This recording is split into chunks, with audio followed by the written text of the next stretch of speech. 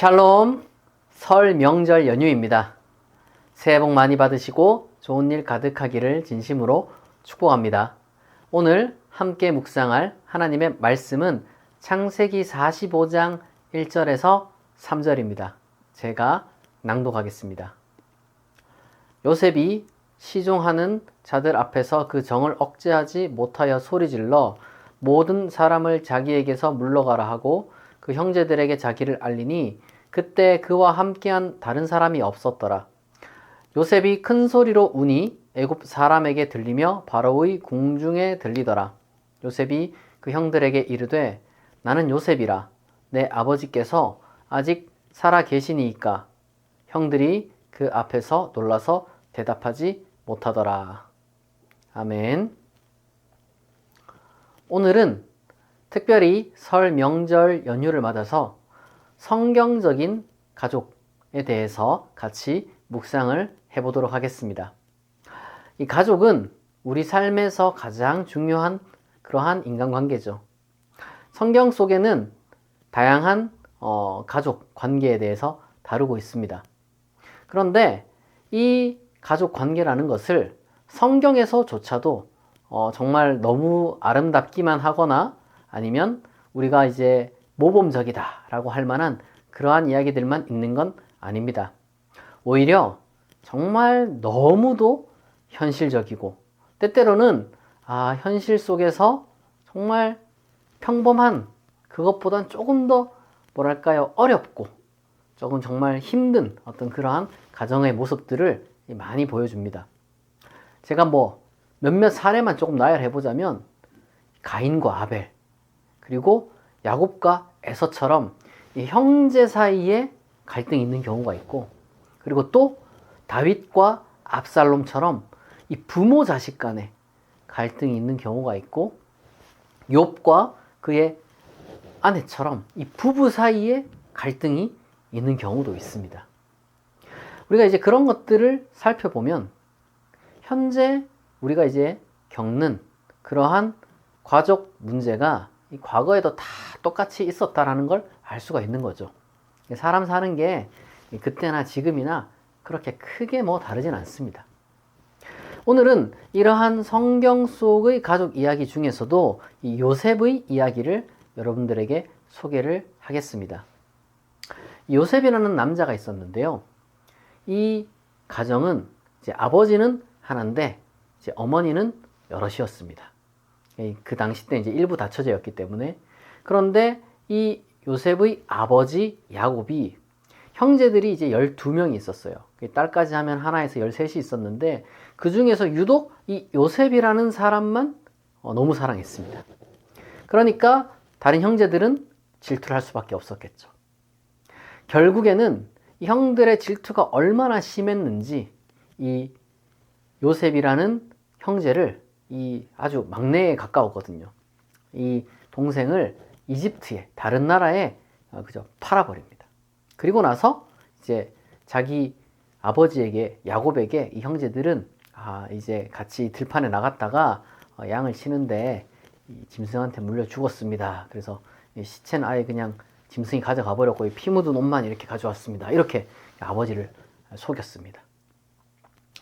정작 이집트로 팔려간 이 요셉은 그래도 사람이 정말 이 하나님께서 함께 하셔가지고 여러 가지 많은 시련을 겪긴 했습니다만은 감옥도 가고 막 그랬어요. 그럼에도 불구하고 결국에는 이제 아주 높은 자리까지 이 이집트의 고위 관리까지 가게 됩니다. 그러니까 한편 형들은 그냥 그렇게 이제 요셉 없이 그냥 평범하게 이제 마치 처음부터 없었던 그런 일처럼 이제 살아가다가 어느 날 이제 기근이 찾아왔어요. 이 기근이 찾아와서 이집트와 그리고 이제 그들이 머물고 있던 그 지역에 있는 어떤 사람들을 괴롭히게 되었고 어쩔 수 없이 결국에는 이 식량을 구하기 위해서 이 형제들이 이집트로 가게 됩니다. 왜냐하면 그 제국의 중심에서 이제 미리 쟁여둔 그 곡식들을 주변 사람들에게 이제 나누어 줬기 때문이죠. 그걸 구하러 이제 간 겁니다. 그런데 마침 그 일을 담당하던 사람이 누구였느냐? 요셉이었던 거예요. 그렇게 이 형제들은 식량을 구하기 위해서 이집트로 갔고 마침 그 식량을 나누어 주던 그 관리가 요셉이라서 극적으로 이 형제들 간에 재회가 이루어지게 됩니다. 다만 이때는 아직 형들은 요셉을 알아보지 못했고 아마 제대로 쳐다도 못 봤겠죠. 그리고 이제 그렇게 살아 있어서 그렇게 고위 관리가 되었다고 생각도 못 했겠죠. 그런데 이제 요셉은 이 형들을 다 알아본 거예요. 그래서 이제 요셉이 그냥 근데 즉시 자기 이제 정체를 밝히고 뭐 그런 것도 아니고, 그렇다고 이 형들과 무언가 이제 뭐 형들에게 복수를 한다거나 아니면 형들과 뭐 화해를 하려고 한다거나 뭐 이렇게 하지 않고 아주 신중하게 무언가 몇 가지 테스트를 했습니다. 그러니까 어머니가 여럿이라고 했는데 그 중에 사실 요셉과 이제 요셉의 동생 베냐민이라는 친구가 있어요. 그러니까 요 둘이만 사실상 이제 어머니가 갖고 나머지 형들은 이제 또 다른 어머니들이 있었는데, 중요한 것은 과연 이제 자기를 엄청 미워했으니까 그 다음 타겟이 이제 베냐민일 거 아니에요. 베냐민이 이제 너무 걱정이 되는 거예요. 하필이면 베냐민이 또 재러를 가지고 이 처음에 이집트 때 이렇게 식량 구하러 올 때 그 야곱 아버지가 보내지도 않았어요. 그래서 이제 이 요셉이 어떻게 했냐 그러면, 일단 음식을 빌리고 싶으면, 식량을 이렇게 이제 빌리고 싶으면 이제 베냐민이라는 이제 그 아들을 데려와라, 동생을 데려와라, 그렇게 이야기를 합니다. 왜냐하면 형들이 이제 이집트 시민이 아니다 보니까, 국민이 아니다 보니까 뭐 이런 저런 주저리 이제 어떤 그 신원을 이야기를 하다가 이제 베냐민 얘기까지 한 거죠. 그래서 이제 옳다구나 하고 요셉이 베냐민을 데려와라 이렇게 해서 데려옵니다. 그리고 나서 이런저런 여러 가지 많은 함정을 좀 파둬요. 제가 거기에 대해서 다 이야기를 할 수는 없고, 거기에 대해서는 여러분이 창세기를 읽으면 정말 잘 알 수가 있을 겁니다. 중요한 것은 베냐민을 볼모로 잡아두고 이제 과연 이 형들이 베냐민을 구할지 버릴지 이걸 실험하게 돼요. 그런데 놀랍게도 예전과 달라졌어요.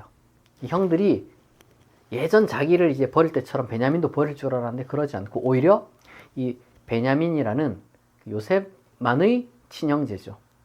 그런 어떤 그 베냐민을 구하겠다고 형들이 막 목숨을 거는 그런 모습을 보여주니까 요셉도 형들이 뉘우쳤구나, 내가 용서해도 되겠구나, 이런 마음을 딱 먹고, 그리고 형들에게 자기가 요셉임을 밝히는 어떤 그러한 감격적인 화해가 오늘 본문입니다. 요셉은 이후에도 그렇게 이야기를 해요. 하나님이 나를 정말 우리 가족을 구하려고, 이 기근 중에 우리 가족을 구하려고 나를 이렇게 이제 인도하셨다. 사실 그러니까 형들을 용서한 거예요. 그런 말로. 그런 식으로 이제 화해의 손길을 내밀었습니다. 그리고 자기 아버지 야곱과 남은 어떤 모든 가족들을 다 이집트로 초대해서 기근을 피할 수 있도록 도와주고, 그리고 또 야곱과 요셉의 다른 형제들 간의 모든 관계가 잘 회복되어서 가족이 하나가 되었다. 그런 이야기를 이 창세기가 담고 있습니다. 우리는 이 요셉 이야기를 통해서 가족 관계의 가장 아름다운 모습, 성경이 말하는 가장 아름다운 가족의 모습이라는 게 바로 이 화목이구나. 그리고 혹여나 깨어진 가정이 있다 할지라도 이 화해를 하는 것이 이 성경이 가르치면구나, 이런 걸 알 수가 있죠.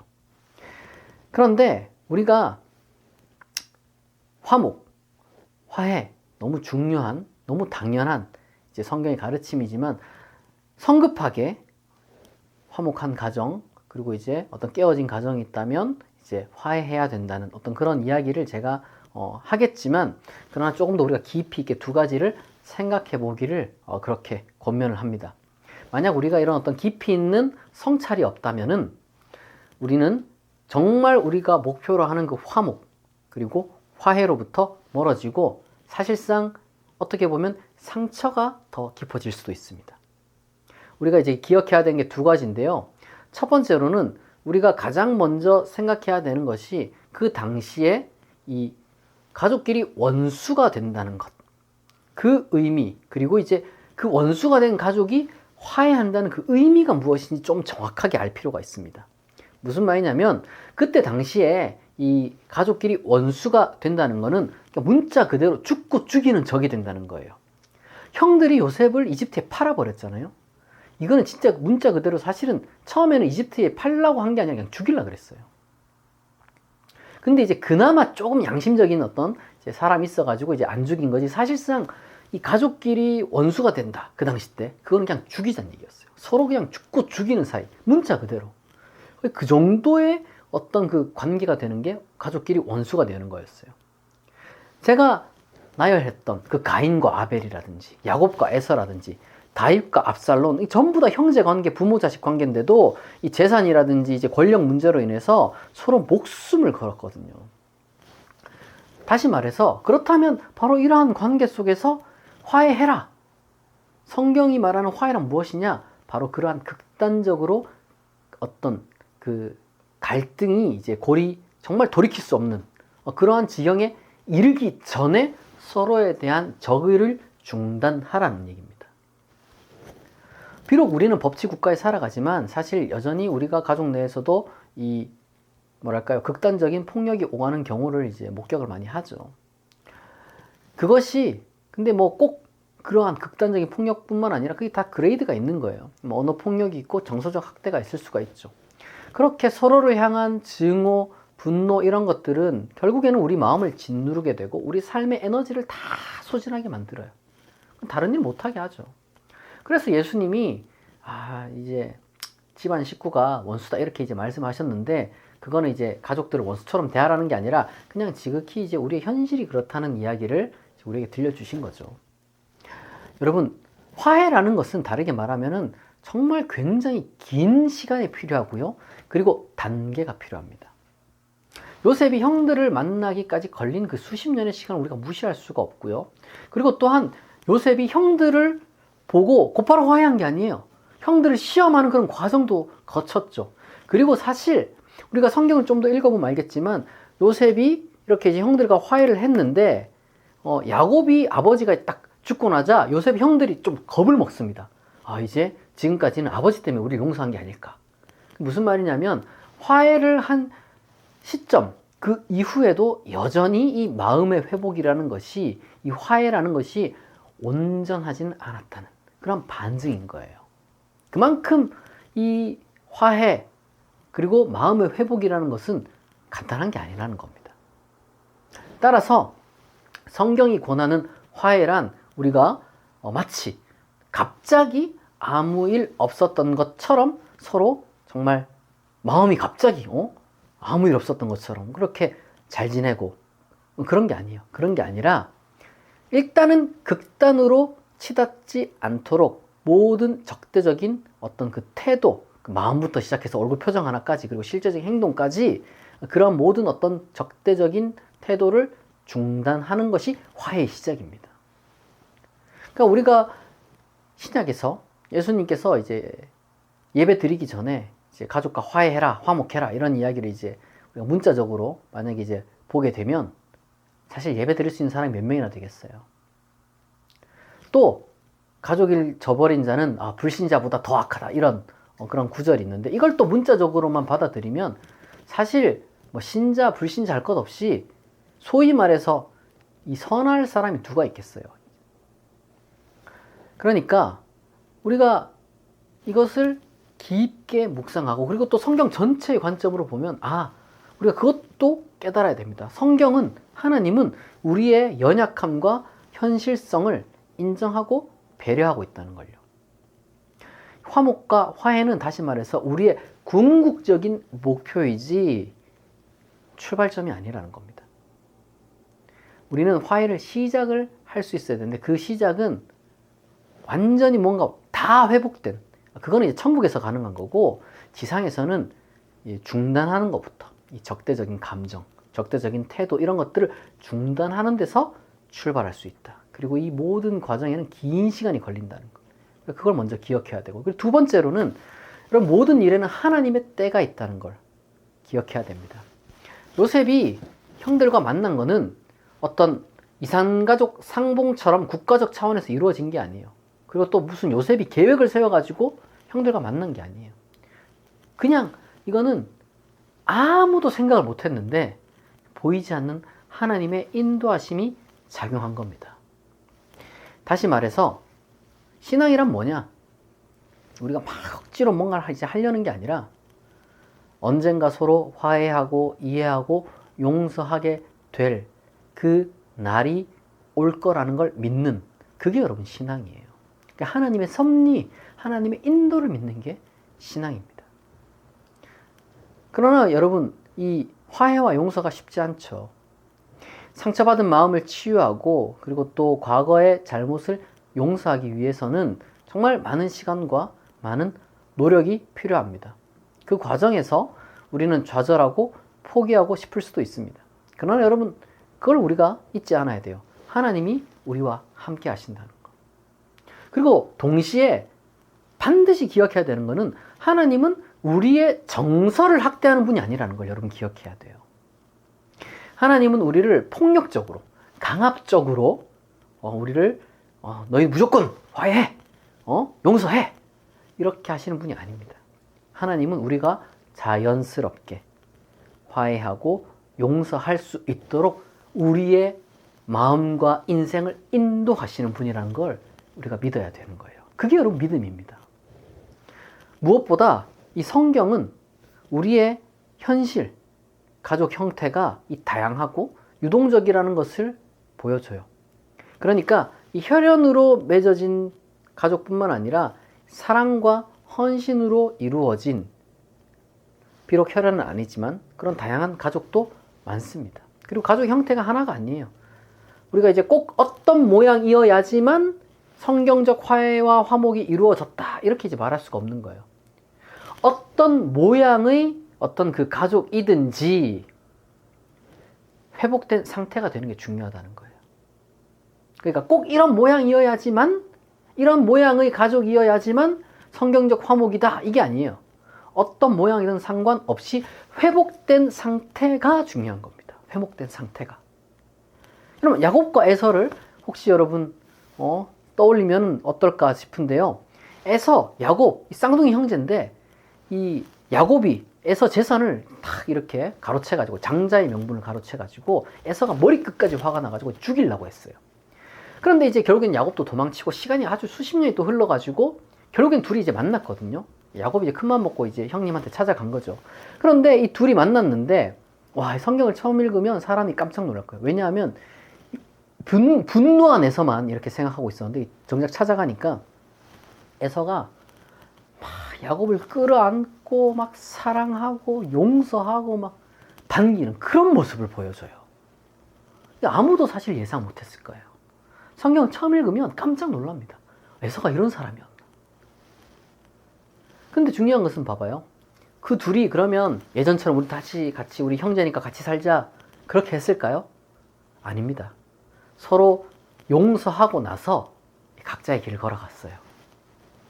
그들에게 새로운 가족이 생겼기 때문이죠. 여러분, 우리가 하나님이 바로 그러한 화해로 우리의 삶을, 우리의 가족 관계를 인도하실 것을 여러분 믿고 하나님 안에서 여러분의 마음의 상처를 치유할 수 있기를 바랍니다. 모든 관계는요, 반드시 선하게 변할 수 있고, 그리고 우리의 상처 입은 모든 마음도 반드시 치유될 수 있습니다. 하나님이 그렇게 여러분과 함께 하며 여러분을 인도하실 겁니다. 정리하겠습니다. 요셉과 형제들의 화해는요, 단시간에, 단번에 이루어진 게 아닙니다. 오랜 시간 걸쳐서 서로를 알아보고 용서하고 화해할 수 있었습니다. 오랜 시간. 우리가 또 화해를 위해 당연히 이제 우리가 어떤 그 목표를 삼아야겠지만, 우리가 성급하게 서두르지 않고 따라서 단계적으로 진행을 해야 하는 지혜를 여러분들이 잘 구해야 될 겁니다. 또한 이 요셉과 형제들의 만남은 인위적인 것도 아니었지만 순전한 우연만도 아니었어요. 하나님의 보이지 않는 인도하심이 그들의 가족의 삶에 있었다는 겁니다. 우리는 이 화해를 위해서 기도하면서 언젠가 하나님께서 인도해 주실 그러한 그 날을 우리가 이제 믿음으로 기대해야 되는 겁니다. 혈연으로 맺어진 가족뿐만 아니라 사랑과 헌신으로 이루어지는 모든 관계가 여러분 다 귀하고요. 그리고 또 그 모든 관계는 깨어질 수도 있지만 또한 그러한 관계들은 회복될 수도 있다는 것을 우리가 기억해야 됩니다. 우리가 주변을 한번 돌아보고 정말 화해가 필요한 곳이 있다면 우리가 용기를 내어서 비록 오랜 시간이 걸리고 하나님의 때를 기다릴지라도 우리 마음 가운데서 그래, 화목한, 화해하는 인간관계를 내가 추구해야겠다. 그것이 하나님의 어떤 사람의, 하나님을 믿는 사람의 마음가짐이다. 이것을 여러분들이 잘 새길 수 있으면 좋겠습니다.